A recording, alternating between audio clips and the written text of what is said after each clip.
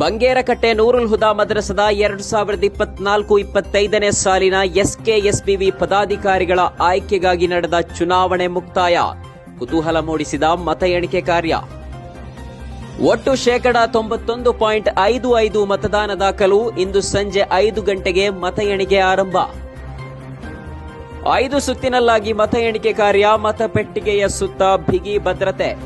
ಮತ ಎಣಿಕೆ ನಡೆಯುವ ಪರಿಸರದ ಸುತ್ತಮುತ್ತಲೂ ನಿಷೇಧಾಜ್ಞೆ ಜಾರಿ. 12 ಅಭ್ಯರ್ಥಿಗಳ ಭವಿಷ್ಯ ಮತಪೆಟ್ಟಿಗೆಯಲ್ಲಿ ಸುಭದ್ರ. ಯಾರಿಗೆ ಒಲಿಯಲಿದೆ ಎಸ್ಕೆಎಸ್ಬಿವಿಯ ಪದಾಧಿಕಾರಿಗಳ ಪಟ್ಟ? ಇನ್ನು ಅಧ್ಯಕ್ಷ ಗಾದಿಗೆ ಬಹುಮತದೊಂದಿಗೆ ಯಾರು ಆಯ್ಕೆಯಾಗ್ತಾರೆ, ಜೊತೆಗೆ ಕ್ಯಾಂಪಸ್ ಲೀಡರ್ಗಳ ಪಟ್ಟ ಯಾರಿಗೆ ಸಿಗುತ್ತೆ ಅನ್ನೋದೇ ಕುತೂಹಲ. ಎಲ್ಲದಕ್ಕೂ ಇಂದು ಸಂಜೆ 7 ಗಂಟೆಗೆ ಚುನಾವಣಾ ಮತ ಎಣಿಕೆಯ ಮೂಲಕ ಅಂತಿಮ ತೆರೆ ಬೀಳುವ ಸಾಧ್ಯತೆ.